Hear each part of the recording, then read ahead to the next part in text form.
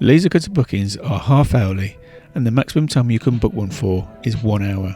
If you are more than 5 minutes late for your booking, it may be offered to somebody else. A link to the booking system is below this video.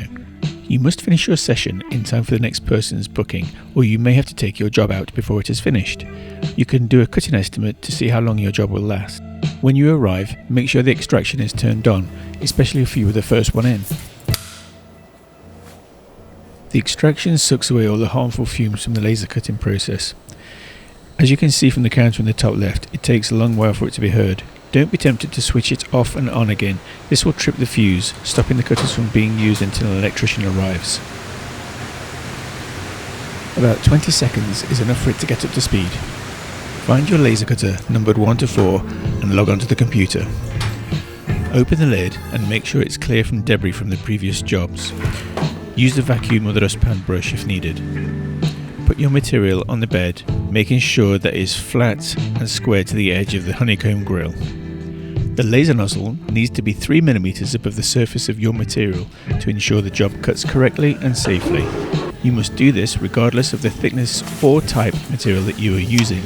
Loosen the thumb screw on the side of the nozzle and move the head over your material. Place the spacer between the nozzle and the surface of your material. Drop the nozzle down and tighten up the thumb screw. Remove the spacer from the machine and move the laser head around the surface of the material to ensure it doesn't catch on the surface at any point. Close the lid gently, as slamming the lid could knock the laser's mirrors out of alignment. Turn the machine on.